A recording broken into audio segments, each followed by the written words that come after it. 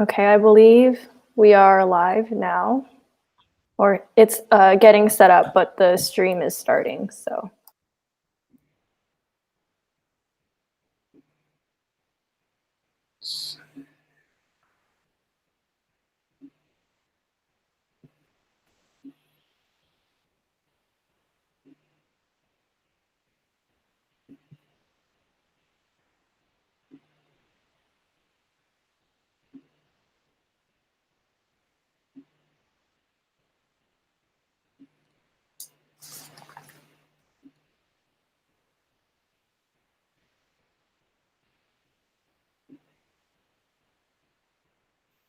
Okay, we've just started the live stream.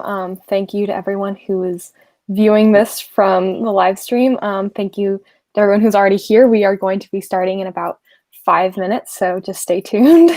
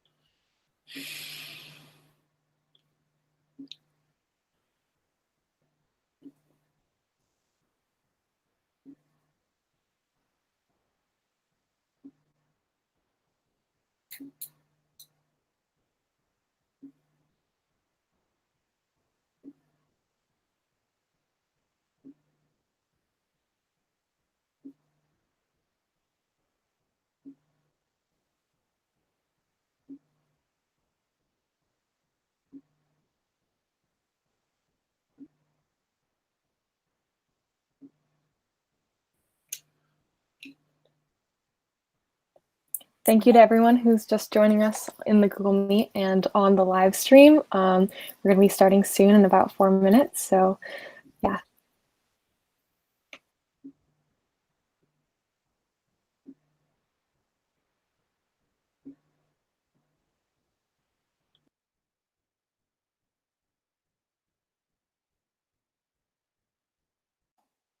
I'm just popping in here for our VIPs. Since you're using Google Meet, I'm not really sure what your default view is, but if you wanted to set yourself up into grid view and see all of the students, you can totally do that by going into the lower right-hand corner and clicking on the 3 dots, it should say more options, and then clicking change layout. And then from there, you can click on tiled and adjust how many tiles you want to see. But if you prefer to see a different layout, it's totally up to you. But that way you can just see everyone who's in the call with you.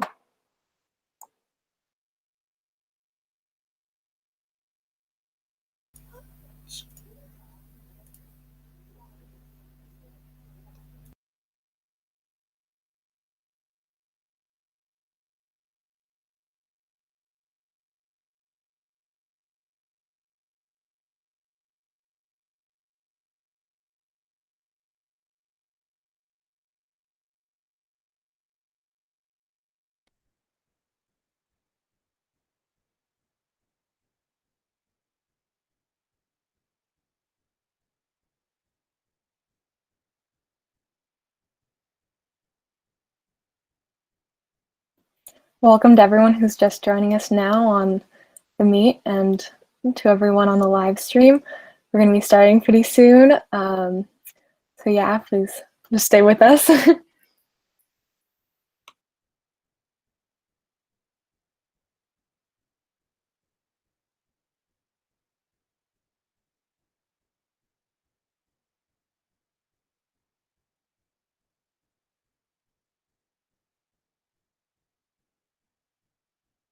Welcome, Mr. Panetta.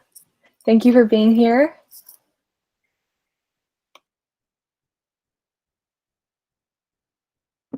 Thank you. Testing sound. Good. Yeah, I can hear you perfectly. Thank you.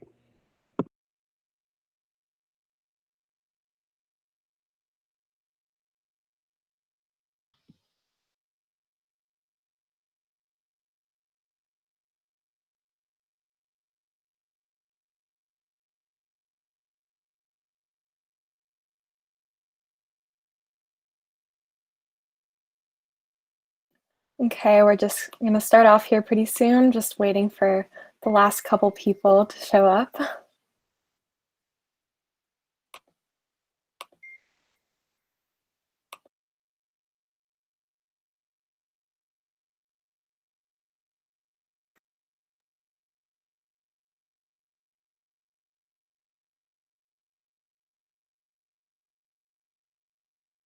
Okay, we're about to get started. Thank you to everyone who is here. Thank you to our candidates and all of our students here in this chat and on the live stream. Just, you know, getting some technical difficulties worked out. But yeah, good morning, everyone. Thank you all so much for coming, and thank you especially to our honored guests, the candidates for U.S. Congress and State Senate, Jimmy Panetta, Jeff Gorman, John Laird, and Vicki Nohrden. I want to give a huge shout out to Mrs. Moneypenny and Miss Wilson, who have been so incredibly helpful to Activism Club to make this all possible, and to Mr. Brookhauser, without whom I'd have no idea how to make all the technological aspects function. Also, shout out to all the members of Activism Club who have all been so dedicated to making all the club endeavors like this forum happen, and I just couldn't ask for a better group of people to work with. Our intent of today's forum is to encourage students to learn about the candidates, their positions, prevalent issues on a state and federal level, and to encourage them to better familiarize themselves with the democratic process. By hosting this forum, which seeks to discuss matters important to the York student body, we wish to emphasize the importance of the youth voice through directly questioning those who will be empowered to represent us. Although not everyone here is able to vote, we want to stress the prevalent role that we, the youth, have in our future. We may not be able to control that future, but we can use the influence that we do have to challenge and collaborate not only with those in charge, but those that we directly interact with on a familial level. We may not always feel that there is space for our voices, but by facilitating today's discussion, we can remind those that do have a platform to make a change that we want to see. Today, we plan on covering a variety of topics that are especially prevalent, including the effects of the pandemic, climate change, racism, and many more. All of the questions and topics were chosen by York students and Activism Club. We'll start off with the candidates introducing themselves, each for about 2 minutes, and then we'll continue with the questions, which will alternate to ask the candidates for U.S. Congress, then State Senate, and so on. Additionally, we will rotate which candidate will be speaking first pertaining to every question, and the responses will similarly be about 2 minutes long. We'll end with a question for all candidates to answer, and York students, please stay to the very end of the forum. I just need to make a quick announcement about Path today. Just making sure everything is functioning properly. Okay, great. So to the candidates, I just want to remind you that this is not a debate. This is just a discussing, and keep in mind that you're going to be addressing the York student body instead of just your opponent. So without further ado, I'd like to start off with introductions. Ms. Nohrden, if you are here, would you like to start out?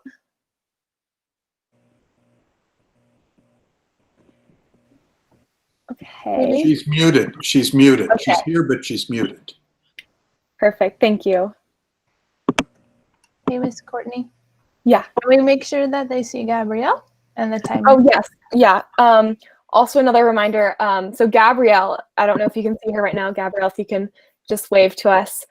She will be helping with timing and everything. So for each question and the introductions, we'll have about 2 minutes. So she will put a little card up saying 30 seconds and then later 15. And yeah. Yeah, hi everyone. Did I get unmuted? I'm not sure if I'm unmuted. Oh, you're perfect now. We can hear you. Oh, wonderful. Well, good morning, York School students and Good morning, Jimmy Panetta and Congressman Panetta and Jeff Gorman and John Laird. Good morning to all of you, and thank you for the opportunity to speak to your class today. I have a question for you. Is this just a certain grade level, or is this all of the grades at York School today? So at this time, we have with us joined Student Council and then all the members of Activism Club. Okay. And then the York student body is viewing on the YouTube live stream. Oh, great. Okay, just want to know who I'm talking to today. My name is Vicki Nohrden, and I'm running for State Senate in California. I'm running for office because Sacramento is not working for us anymore. The people in our region, it just doesn't seem to be working. From making decisions that are forcing businesses out of our state, you know, many businesses have been leaving the state of California, to telling parents and students how to receive their education and failing to plan for housing for our workforce needs to live and thrive here. I'm running to make a difference and to change Sacramento's business as usual approach to government. I've never held a public office before. I've worked throughout my community and served in classrooms, boardrooms, and courtrooms. I've advocated for families, for businesses, and taxpayers in my public service, from my time on the Inmate Welfare Fund, a family liaison in the justice system. I served as a court-appointed special advocate for children, and I served 2 terms on the civil grand jury, investigating claims of government corruption and accountability. I'm not afraid to stand up for my constituents, but I'm also ready to roll up my sleeves and use fresh approaches to finding solutions to our region's challenges. I'm not in anybody's pocket, and I look forward to working in a bipartisan way. I think that's very important. I'm proud that almost all of my financial support is from everyday people in our region right here. I'm thrilled that you're all engaged in the process this year, and I look forward to talking to you about these important issues today. Thank you for inviting me. I'm Vicki Nohrden. Thank you, Ms. Nohrden. Next off, Mr. Laird. Great. Well, thank you very much. It's great to be here with you today. I wish I could be there in person and see you in person, and look forward to the time when that happens. I have a long career in public policy. I was a mayor and city council member in Santa Cruz. I ran an AIDS service agency at the height of the epidemic. I was a Cabrillo Community College trustee, was a member of the state assembly for the maximum 6 years at the time, authoring 82 bills that were signed into law. And I just served 8 years as Jerry Brown's Secretary for Natural Resources, being a cabinet level person, the only one that went first day to last day with him on a whole host of natural resources issues. In the primary, I really highlighted 4 issues. I talked about climate change and how urgent that is and what we have to do about getting to some form of universal coverage in healthcare, about affordable housing and attacking it on the Central Coast, and about education, trying to make sure that we have accountable, accessible, adequately financially supported education in California. And since then, we've had the pandemic, so public health and science is at the fore. We've had social justice issues, which really are things that need to be addressed, and the economy has crashed. And so there are whole issues about keeping people going, about keeping the budget afloat in that time. So I'm excited, I'm energized, I'm ready to address these issues, and I'm really looking forward to your questions and discussion today. Thanks again for having me and the other candidates today. Thank you, Mr. Laird. Round of applause. Sorry, it's hard to do the applause thing on the virtual. Now, Mr. Gorman, you ready? Sure. Thank you for having me. It's a pleasure to see your faces. And like Mr. Laird, I'm sorry that we can't gather in person, but quite an interesting time we live in.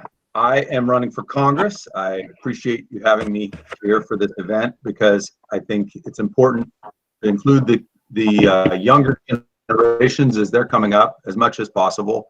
I remember being young when I was 17, being 25 sounded really old. I don't know how old each of you are, I guess different ages. I'm curious about the club, if there's a pacifism club at because you're the Activism Club, right? But you guys didn't include the pacifism club. I actually, I think Mr. Laird and Mr. Panetta, and I'm sure Vicki too, all are concerned about the environment. I I remember being very idealistic about the environment as a young person, and I know that that's on young people's minds. And as I've gone through life, I've been discouraged to watch partisanship creep in to so many angles of our lives. And I think it obscures our vision of what needs to be done when we start to look at things through a partisan lens. So my reason for running for Congress is that I have a different view of what the federal government should be about than what the state government should be about, or what local school boards should be about, or county government. I believe very strongly in federalism, the division of power at the horizontal level of the federal government, with the legislature playing a very important role, the executive being within circumspect bounds, and a judiciary that's clean. I know we're going to get into that. But I think it's all equally important to consider the vertical separation of powers, and that individuals have rights in our society, that the Bill of Rights is protecting our liberties, both individually and in our small groups and in moderate sized groups, so states' rights versus federal rights. So when I think of that, I look at a political contest as Thank an you, Mr. opportunity. Gorman. Sorry, that Is that all was the time I get? time. Sorry about that. Mr. Panetta, now, you ready? I am. You got me? You hear me? Yeah. I just want to make sure also Great. with all the candidates, can you all see Gabrielle and you can see the little time placards? No. Gabrielle, do you think you could say something just so? Yeah.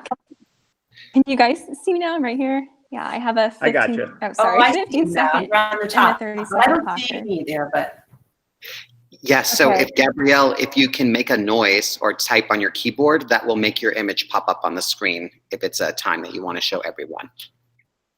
Okay. Perfect. We'll try to be better about that for the next questions. But thank you for being so patient with us. Okay. Sorry, Mr. Panetta. You can start. No whenever. worries.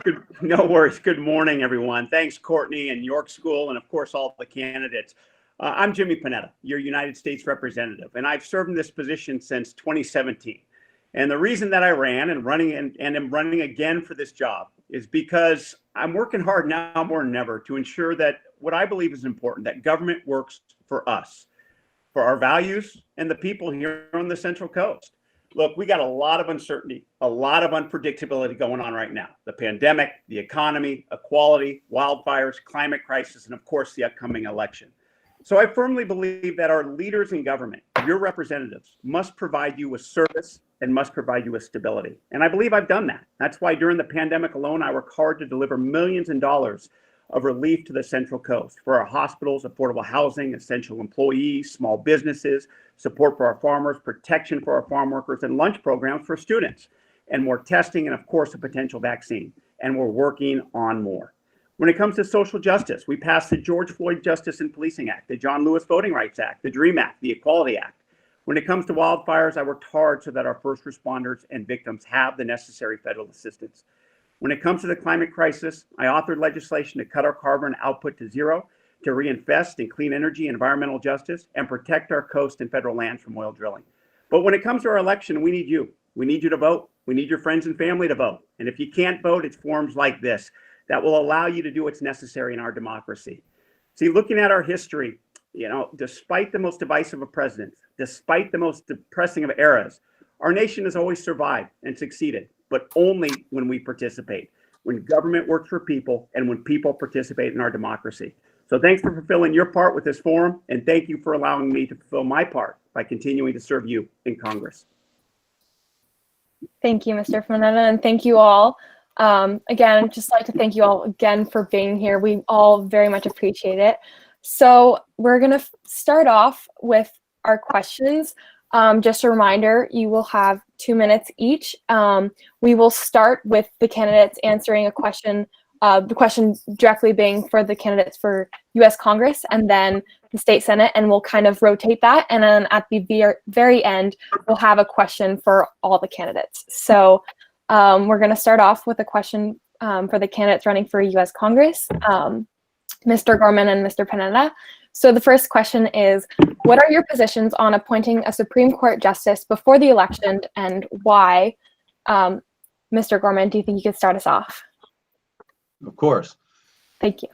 it's really not a question that's up for the House, although I'm sure myself and the incumbent both have strong opinions about this.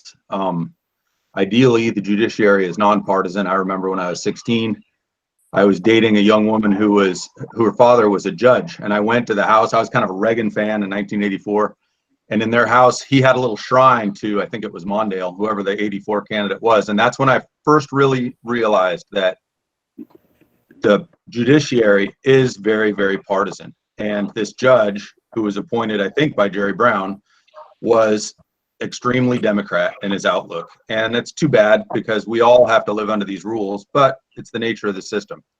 So when it comes to, let's see, how does the question read? Your position on appointing a Supreme Court justice. The good news is we all share a constitution. It's very clear. The president nominates, the Senate affirms or doesn't. And I'm just observing that process like everyone else. I do see the contradiction between 2016 and now, but I understand that the Senate is controlled by the Republicans then and now, and that's why we're getting a different response 2016 to 2020. I have no bones about it. So I'm watching Gabrielle. How much time do I have? Lots. So one thing I will say about activism and pacifism is that the judiciary is supposed to be reflective, not activist. And that is a major, major problem with the court system. One thing that we've seen is injunctions being applied nationwide that are really coming from regional circuit judges. I'd be interested in my opponent's answer to that question. And then there's the question of, can the Supreme Court get things wrong? I think typically when things seem out of line, it's because blanket opinions are pressed over. Thank you. Is that Grace saying 15 seconds? So when you look at Dred Scott, just wrong, right? When you look at Roe v. Wade, there's a lot of good in Roe v. Wade. And so I think we have Thank to, you, we have to Mr. really Gorman. be minded. Thank you. That is your time. Mr. Panetta. Thanks. Look, the majority of Americans have made it clear that the winner of November's election should fill Ginsburg's seat on the Supreme Court. The problem is that that decision has become based purely on politics and who has power in the Senate. We saw it in 2016 when the Republican senators blocked Merrick Garland. We see it now with the hypocrisy by some of those exact same Republican senators who are in the same position, yet now they want to fill the seat. Now, I also believe it's purely politics that's driving this decision by President Trump. See, when I first came to Congress back in 2017, the first thing that this president tried to do was uphold his campaign promise to tear down the Affordable Care Act. But stripping health care from coverage from 20 million people across this country and 55,000 people just here on the Central Coast is why I voted against those efforts and why it ultimately failed in the Senate. But that didn't stop the president. He's continued to chip away at the ACA and openly support a legal case to overturn the individual mandate, thus getting rid of coverage for millions with pre-existing conditions. It's a case that the Supreme Court is going to hear 1 week after this upcoming election. And the president's Supreme Court nominee has openly criticized the ACA, even signed a court petition against it. Now, it defies comprehension why any administration would want to strip away healthcare from millions of people, especially during a pandemic. But getting rid of the ACA is what Trump promised to do, what he tried to do, and what could happen if this pick is confirmed. Now, the House has nothing to do with the pick or the process, as Jeff said. It's purely a function of the Senate. Let's just hope the senators reveal the truth behind the nominee's beliefs about the ACA, a woman's right to choose, and even a contested election. Let's hope that the Senate does what's right by the will of the American people. If not, let's hope Americans do what's right and hold those senators and this president accountable at the ballot box. Thank you, Mr. Panetta. So now we're going to change gears a little bit, and we have now a question for those running for state Senate. So our next question is to those candidates: how will you work to ensure equity for all students in terms of access to technology during online schooling? Vicki, would you like to start us off? I'd be happy to. I'd like to say something to all the students here. I want to take the label off of politics so we can get something done, not only in the state of California, but throughout this entire nation. United we stand and divided we fall. And I love our nation. If our state decides to continue to close the physical schools our children are learning in, we must step up to ensure students have the resources to access education in other ways. In May, the Superintendent of Education, Tony Thurmond, estimated that as a state, we would need at least $500 million to make sure every student had access to virtual education. We have a long way to go. I understand that locally there's a trial program being put together for more connectivity that's in the works right now. But just besides the financial cost, we also have to think and consider the geography across some of our outlying rural areas like Big Sur or Shandon down in San Luis Obispo County, for example. This week I talked to parents in Shandon and Parkdale who live just over the border of San Luis Obispo County. This tiny rural town doesn't have reliable internet. They haven't been able to close their school, and the results have been more cases of COVID-19 than they'd liked. But I've been talking to different internet providers and services to see how rural communities that need technology and internet infrastructure more than anyone can have that access. So what I would do to do that, I would prioritize grants and other infrastructure for rural and low-income schools across our district, ensuring that every child has the ability to learn in a way that keeps them safe. I would also have conditional permits for hybrid models for children with learning and other disabilities for whom a quality of education over screens is not always possible. And I would also prioritize opening our schools like your school is open today. Thank you, Mrs. Nohrden. Mr. Laird, would you like to start? Thank you very much. Great question. And obviously, our first priority would be to have people doing education in person.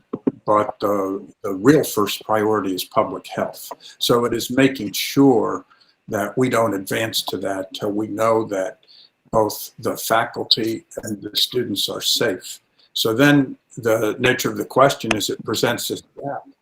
And I have talked to some of the county superintendents of schools. There's 4 counties in this district. I've talked to 3 of them. And in particular, early on in the crisis, the Monterey superintendent said to me that there were 5,000 students in Monterey County that did not have adequate computer resources to be able to do distance learning. And on top of that, was what was just mentioned, that many of them live in places where there's not connectivity. And they were working on 2 levels to try to figure out how to resolve this, getting donations, looking for grants, for state money to make sure every single student had an adequate laptop or computer, and then looking for hotspots they could create, different things to do the connectivity. And this is a major problem across the state, particularly exacerbated in rural areas, and we have our share of rural areas. And so I think it really is about getting state resources and private resources to close this gap and make sure nobody is screened out of education because they don't have the adequate equipment or connectivity to do distance learning. Thank you, Mr. Laird. Our next question will be going to the candidates running for U.S. Congress. And it is, how are you going to support bipartisanship and reach across the aisle? What is your track record of working with others? Mr. Panetta, you can start us off. No, I appreciate that. I do believe that when it comes to long-lasting legislation, you have to make sure that you're able to work together. I think the perfect example of that is what I did in regards to something that's very important for here on the Central Coast, and that's immigration reform. It took 9 months of negotiations with Democrats and Republicans, farmers and farm workers, to formulate a bill called the Farm Workforce Modernization Act, a bill that allows farm workers to be here to work in agriculture, continue to contribute in agriculture, and provide them with legal status, as well as streamline the H-2A process as well. It wasn't an easy process. It wasn't a perfect bill, but it was the best bill that Democrats and Republicans can come up with. And it was one of the only immigration bills that actually passed the House of Representatives on a bipartisan basis in the last decade. And so I'm very proud of that. I'm also proud of my being a part of the Problem Solvers Caucus, which is a group of 25 Democrats and 25 Republicans that come together every week and actually talk about issues. And we actually came up with another spending package, a relief package called a March to Common Ground, would actually showed leadership, showed the White House, showed the Republicans in the Senate that here is a bill when it comes to the pandemic, that how we can provide relief, basically making sure our state and local governments are supported, making sure the PPP for small businesses is there, making sure our farm workers are protected, making sure our agriculture is protected, making sure there's another round of unemployment insurance check, making sure there's another round of direct disbursements. We came together, showed leadership that this is what we can do, and guess what? That prompted further negotiations that are going on right now. It's not easy to be bipartisan in Congress, especially nowadays, especially with this administration. But let me tell you, that's how I know the job to be, and that's what I'll continue to do as a Congress member from the Central Coast of California, a very diverse district in which I say, I don't just represent Democrats or Republicans, I represent everybody here on the Thank Central you, Coast. Mr. That's Panetta. my- That is your time. That's Thank my you. part. Mr. Gorman, you can start whenever. Hi, well, I'm running for this office in order to represent all the people of our community. I do have a very different view from the way the Democrats approach things. As you may know, the Democrats control the state of California completely, every statewide office, both U.S. Senate seats, 46 out of the 53 congressional seats. So we have here in California a pretty bad batch of groupthink going on. People here, you know, from Kamala Harris to Jimmy Panetta, have one way of looking at the world, and they really wrestle with hearing a different point of view. So one of my reasons to be here with you is to express to you there is another point of view. I think it's very important to be able to have candid, brutal discussions. So as much as bipartisanship sounds like kumbaya, it's really about, are you even hearing the other point of view?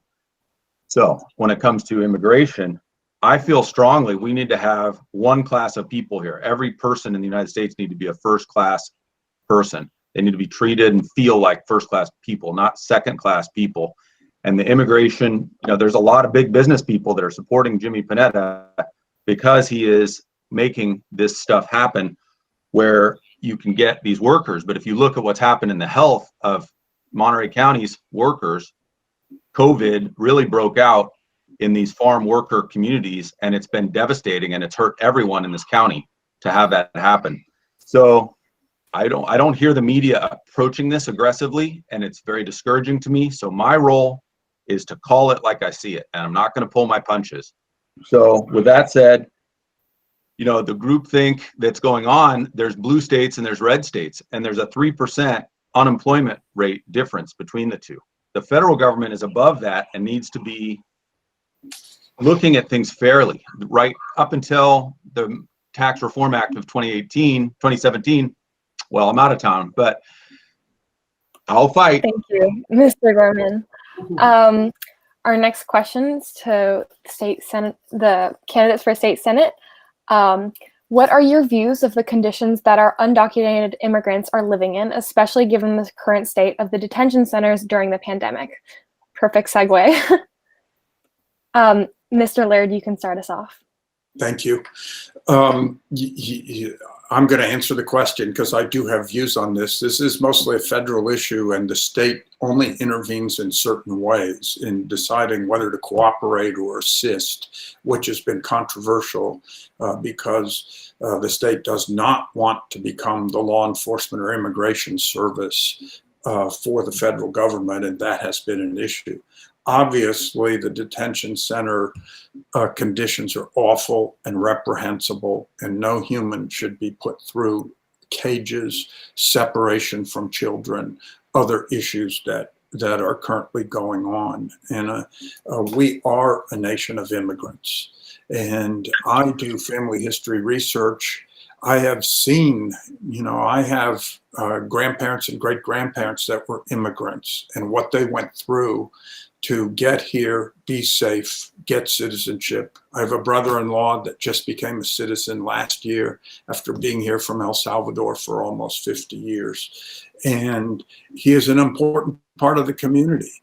He brings a lot to the table. And so I really think that we have to recognize our history and recognize humaneness and recognize our place in the world of being a beacon to others. And to the extent that's an issue with state government, that's what I would act on in any vote or discussion that I would have. Thank you, Mr. Laird. Ms. Nohrden, you can start your time whenever. Thank you, Courtney. I would say one of the most poignant parts of this district is seeing the deep inequity in housing conditions. We have multi-million-dollar homes, and then we have workers who live in low-income housing, which provides services for us every day to our communities, from field workers to education to hospitality and more. I think this issue, as has been stated, starts at the federal level, with changes to make it easier for good people who are seeking to live here, for the opportunity to work and thrive here in California. I do believe that we need to streamline our immigration process. I mean, I have friends who have been waiting for years and who have been just a model, wonderful citizens and workers here, but not yet sworn in to be a citizen. And it's very difficult. So I definitely would support streamlining our immigration process. And like many government agencies, what we have seen, and especially lately, we've just begun to see backlog after backlog. And I think it's time to do something about it. Sometimes we just continue to kick the can down the road and we really don't deal with these issues, and they need to be dealt with. And in March, we faced a global pandemic, and we saw how the nursing homes were mishandled, and even the impact on our prison system. And I believe we can do better in many ways, and that includes doing the right thing, no matter who we are helping to stay safe. Thank you, Ms. Nohrden. Our next question is to Mr. Panetta and Mr. Gorman. Do you believe racism is institutionalized in America? If so, how do you plan to begin to resolve this institutional problem using your position? Mr. Gorman, you can start us off. Thank you. I think racism is, obviously, it's quite a touchy subject. The idea of institutional racism means that there are laws that are racist to me, or there is a group of people that are acting racist within an institution on a regular basis. And I like to think that we don't have that. I know it's a huge issue. What I can share with you is my experiences. As I said earlier, I remember being young. I elected to become a Republican upon hearing the role of the Republican Party in ending slavery. It's put down now, and I don't know that you guys are hearing it the same way I heard it, but what I learned was the Republican Party was formed with the idea of ending slavery, which was definitely systematic racism. The Democratic Party fought the Civil War about that. Now, there were Northern Democrats that were concerned and trying to avoid it. But as I understand it, still to this day, the Democratic Party has never apologized for slavery or systematic racism. And what I see happening now, so when I was a young man, Martin Luther King was very fresh in people's minds. And of course, he has an important legacy now. But what seems to be lost is the idea that skin color doesn't matter, and it's content of our character that matters. And so when I see what's happening today, and people are claiming to be fighting a civil rights battle like what happened in the 60s, what needed to happen, I do not see it, to be honest with you. I think we're actually regressing on racism, on racial relations. I think that it's devolved into more tribalism, actually, in terms of people feeling like they're part of a club. So I'm disturbed by some of the things that I'm sure you are also disturbed about. At the end of the day, if we want to get past racism, we have to get past racism. Bringing racism up all the time is extremely unhelpful. Thank you for your time. Thank you, Mr. Gorman. Mr. Panetta. Right, thank you. Look, given the vast racial disparities and looking at the hard, cold data that demonstrates those disparities, yes, there's systemic racism in our country. But it doesn't mean that all of those in law enforcement or criminal justice or in government are racist. It does mean, though, that at times the system operates in a racially biased manner, regardless of individual motive. Let's get that clear.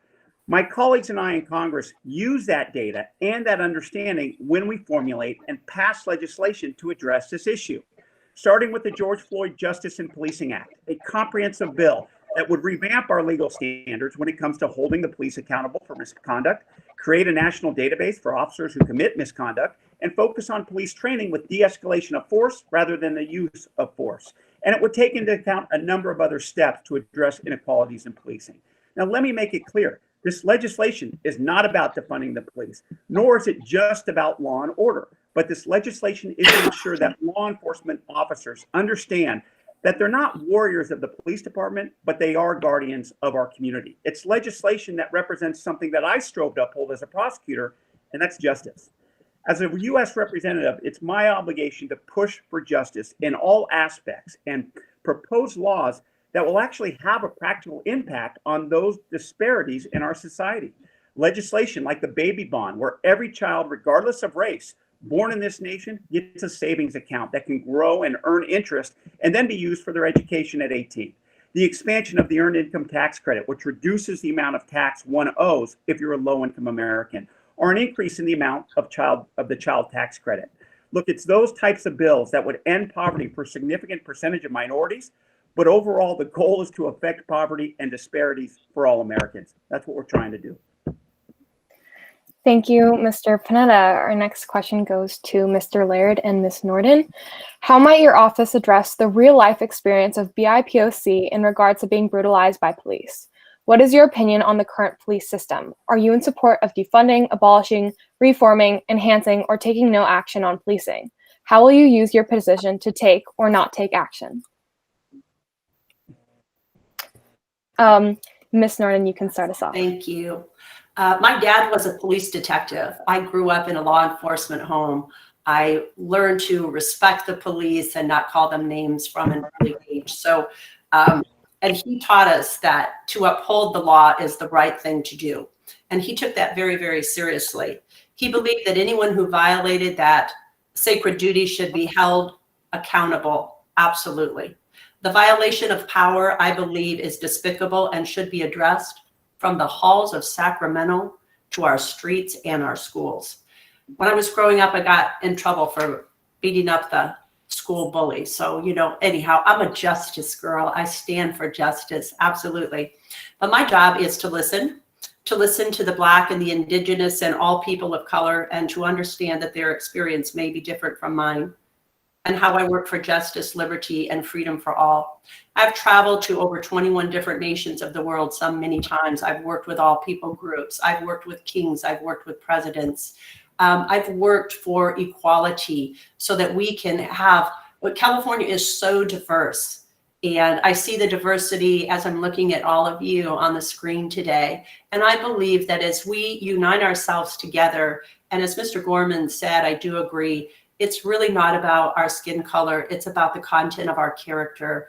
And I love people of all colors. And as I said, I've traveled the world over because I love the world. So if you have that experience, you should do that as well. And I believe a safe community is a happy community, a community that chooses to work together. I do not support defunding the police. I do support having community policing and the community working together. I do support programs that could support our law enforcement, from mental health services, which are so important, to social work and more. I am in daily contact with police officers because I work with youth and mental health issues. Thank you, Ms. Nohrden. That is your time. Thank you. Mr. Laird, you have the floor. Thank you. This is a very serious subject. And, listening to the other comments, I am married to someone, and he happens to identify as Native American and Latino. And it's very clear who he is in person. And I get these constant reminders. We went to an event in Pebble Beach where somebody got out of their car and assumed he was the valet and kept trying to give him keys. He has stood in our front yard when somebody's made a delivery and they say to him, is the owner home? Because they just assume he's not the owner. He came with me to a political event where somebody came up to him and asked him if he was a gardener. And so I get reminded all the time, and when it gets said that bringing up racism is not helpful, this is actually how it gets brought up. It's not the person that is the object of the racism that is bringing it up most of the time. And so this goes over to police practices. And we've seen George Floyd, what happened in South Carolina, what happened with the jogger, what happened with Breonna in Kentucky. And these are not the majority of instances, but they are instances. And so we have to address it. We have to figure out a way that bad apples are not hidden. Bad apples are not moved from department to department if this has happened. And there are laws in Sacramento being proposed. I've endorsed, and you can go on to the Legislative Black Caucus, and they have a whole series of legislation to address these issues. And I've endorsed those. Yes, you have to work on them. Yes, you have to do amendments. Yes, it'd be nice to have testimony in person, but we have to take action. This is a unique moment. It demands that we do it. I think we can. Thank you, Mr. Laird. Our next question is to the candidates running for U.S. Congress. We have just over 7 years until we reach the tipping point that will cause climate catastrophe. Will you fight for a Green New Deal, clean energy, and other proposed climate change plans? Mr. Panetta, you can start us off. Okay, great. Thank you. Look, having grown up here on the Central Coast, I value and fully appreciate the responsibility we all have to protect our natural treasures. However, living here in California, I think we also know that duty gets tougher and tougher with the growing climate crisis. Although there's no silver bullet on how to fight climate change, it's way past time that we start loading and firing our legislative gun to fight the climate crisis and protect our future.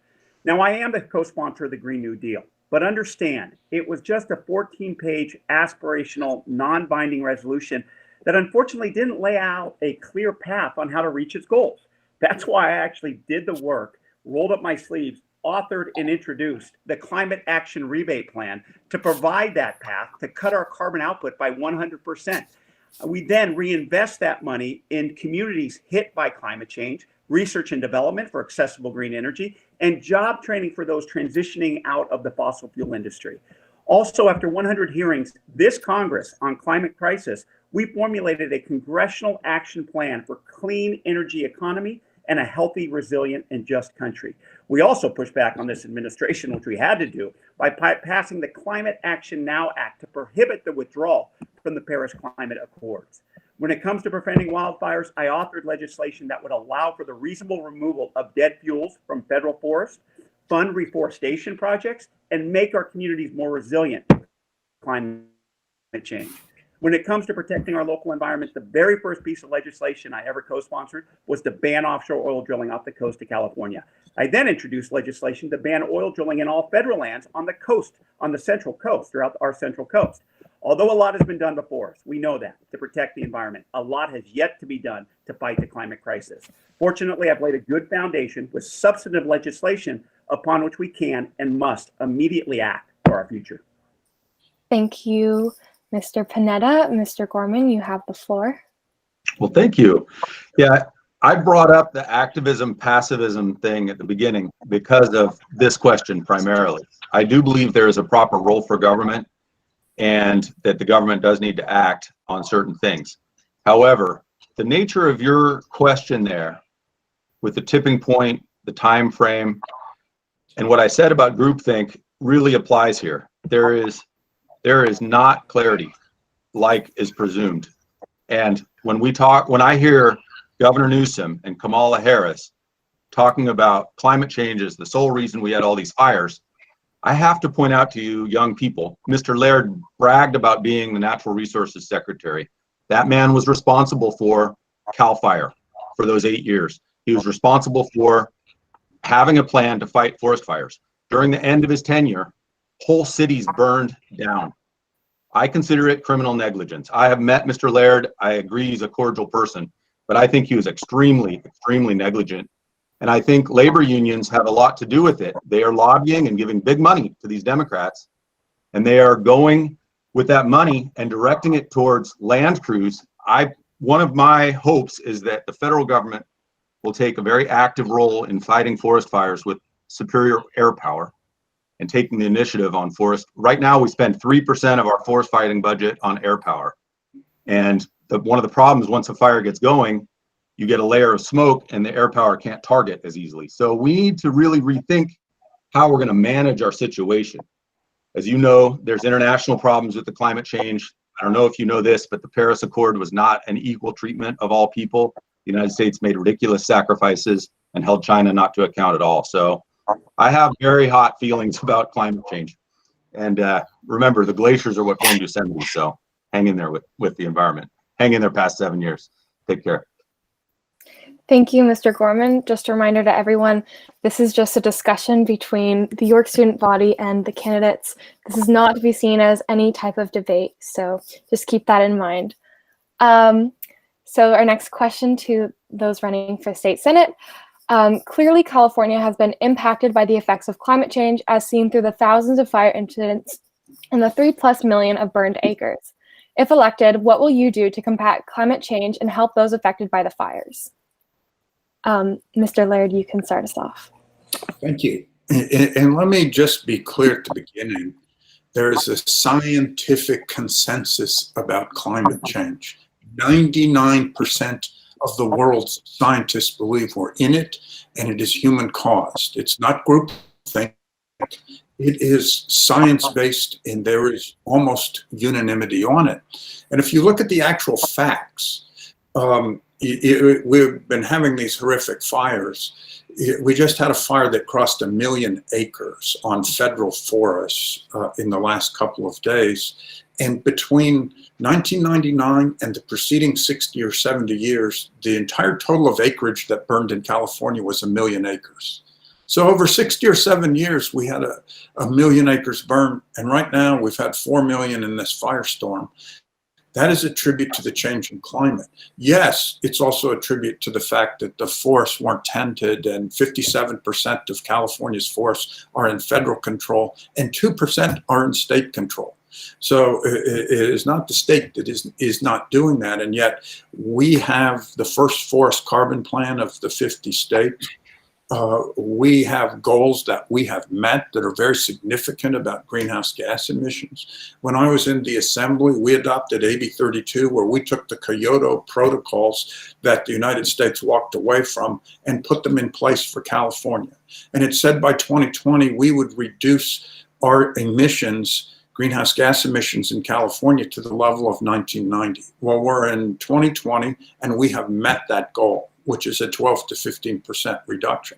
And we have to keep doing it. And we have all the adaptation we have to do: sea level rise, ocean acidification, other work. I've put this front and center and really look forward to acting on it with the urgency that I'm trying to communicate right now. Thank you, Mr. Laird. Ms. Nohrden, you have the floor. Well, it's been very devastating to watch these wildfires burning throughout California. The properties that have been lost, the businesses have been lost, the lives that have been lost, the wild animals that are no longer living in the forest, the livestock that has been lost. It has been very devastating, and over 4 million acres of California land.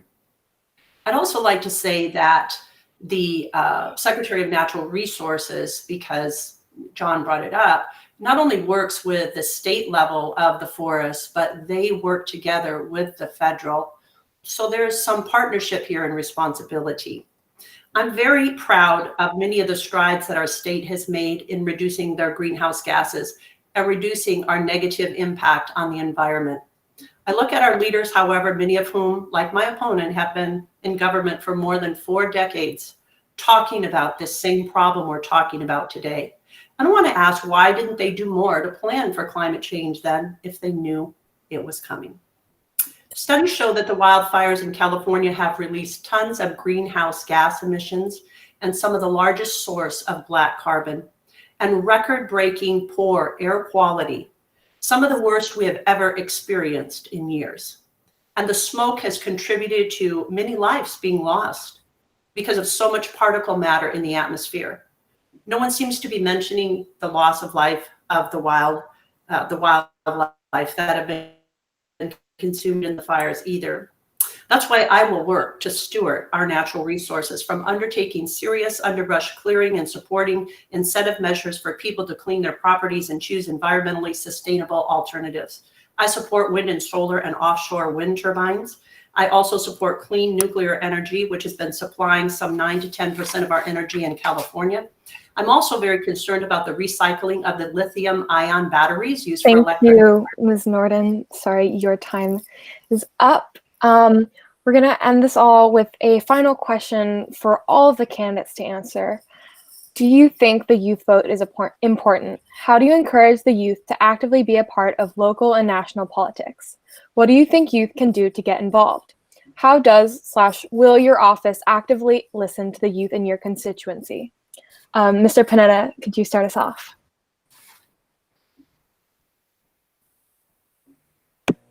You keep on muting me. Thanks. Look, youth voters, I think you know it. Youth voters are a significant amount of registered voters, and therefore you hold an incredible amount of influence in our election system.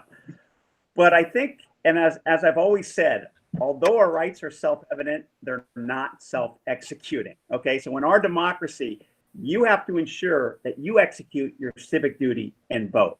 And what we're seeing, though, to be frank, is that's happening. See, for far too long, Congress didn't reflect the diversity of our nation. Now, though, Congress is more diverse than ever before, with representatives that are Latinx, Asians, African Americans, Native Americans, women. We even now have 26 millennials in Congress. So young voters, they have more opportunity than ever to be represented by members of Congress with their same experiences and backgrounds. That's why I encourage young voters to see the strides that Congress has made and make it clear that they too can be a part of those strides, just to determine how far we can go just by voting.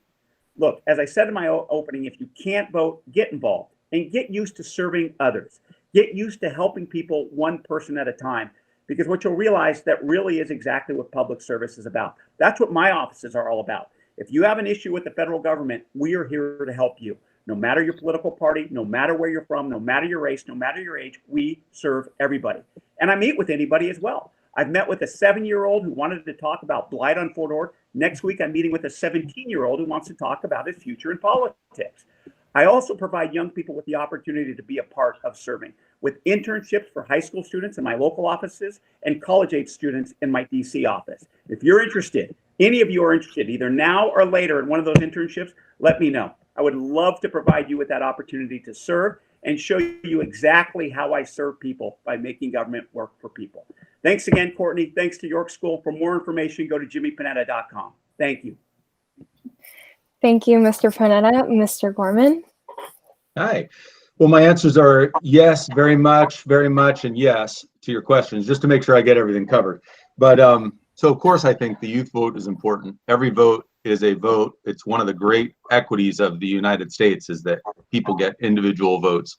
And I remember feeling when I was younger, I think I was always a little bit more civic minded and voted pretty conscientiously, but definitely feeling like, you know, I'm just such a small voice. And then as far as encouraging, specifically, I've been pretty involved in helping college Republicans get restarted at CSUMB recently. We used to have a very vibrant chapter there, and it faded a little bit about 6-8 years ago. And UC Santa Cruz, there's a college Republican club. There's affiliated people at the junior colleges. And I would encourage young people, I know you guys all have opinions, but I would encourage that form and defend those opinions. I know York students in particular are very well trained in how to formulate ideas and defend them. I'm sure you have a debate club. I don't know if you're the Activist Society, right? Or the Pacifist Society. I'm sure that you guys debate, and I would encourage that. So when I think about how you can get involved, I do think my dad said something to me kind of later. It was maybe more like when I was 29, 30 years old. He said, tend your own garden, Jeff. I went off from Monterey High School to UC Berkeley, pretty idealistic. And honestly, I floundered a little bit with decision making as I matured. So I would encourage you to keep hope, look beyond 7 years from now or 10 years from now, have goals, and stay involved, get to know people. One thing I think Jimmy would agree with, Mr. Panetta would agree with, is that you get to a level in life where you look around and you go, oh my gosh, it's my generation that's stepping up. I felt that way when I saw Obama. I read Dreams from my father, and I thought I identified with things he was saying, which may seem crazy, but I thought, I get it. I remember I was there, and that's going to happen for your generation. So I'm so good sorry, luck, Mr. guys. Gorman. Thank you. Mr. Laird, you can start speaking whenever. Well, great. Well, thank you. And thanks for having this forum. Occasionally it's exasperating that it's 2 minutes because there's so much to be said about some of this, but I'm really excited that you took the initiative. And the question, which is the youth vote important? Actually, you have the answer to that, because the question, it should be important to you. And I had this experience when I was 17, which was I was an exchange student in a country that was under a full military dictatorship at the time, where there were people on street corners with automatic weapons, where you couldn't vote, where certain days newspapers were not allowed in the country if they said things that the head of the country didn't think that he wanted the people to read. And we take for granted our own ability to impact things. And we talked about climate change. Well, it's not going to be the 4 candidates that are here that bear the full brunt of climate. It's going to be you. So it is you that has to take the initiative to vote, because the vote is important. And it is true also about accessibility of higher education, whether it's affordable, accountable, and there for you, about whether there's any affordable housing when you finally get into the job market. All these issues are issues going to affect you, and you have the ability to affect the issues by voting. So I really hope that it's not whether I think the youth vote is important, because I do. It's whether you think the youth vote is important, and that you'll make sure you exercise the franchise to make sure that these issues are addressed at all levels of elected officials. My website is lairdforcasenate.com, but I just look forward to the time when we're in the same place, when we can talk about issues, and look forward to working together on all the things that we talked about today. So thanks for having this discussion. I really appreciate being here. Thank you, Mr. Laird. Ms. Nohrden, you can finish us off. Yes, thank you so much. The final word, anyhow, I just want to say that I think that the youth vote is absolutely, absolutely important. I work a lot with the youth, and I've worked with young kids on campus for years. You guys are so important, and your views and opinions need to be heard. And I think that we need to be listening. So I absolutely think that the youth vote is important. And I'm excited that you're here today, just listening to both sides of the aisle, as it were. And, you're going to take some from one side and some from the other and say, I like that. That sounds great.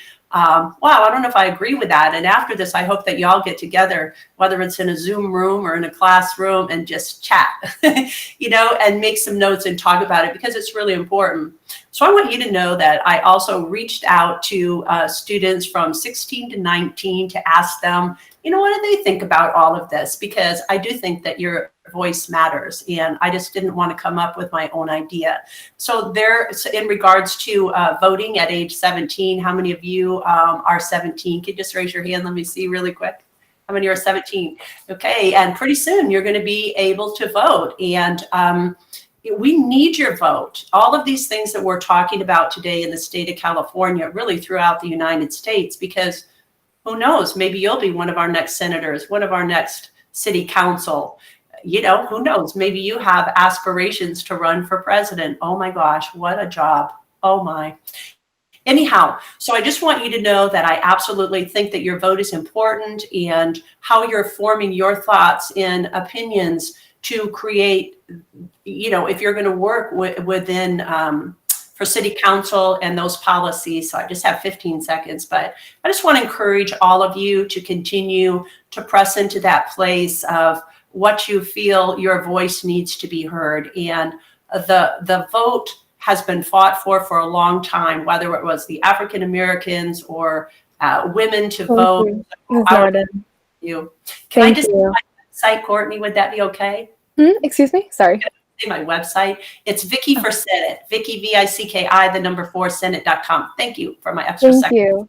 Thank you. Well, thank you to all of our guests and all of you who showed up to this meet and on the live stream. Thank you to our incredible tech team. I would not know where to begin with how to set it all up without them. And thank you to our club advisors and everyone in Activism Club. Representative Panetta, I think our head of school was hoping to speak with you for a quick 5 minutes. So if you have the time, please just stay behind. Students' path will begin at 11:10. So we will be discussing kind of what happened, what we discussed in this forum today. So yes, thank you all for coming.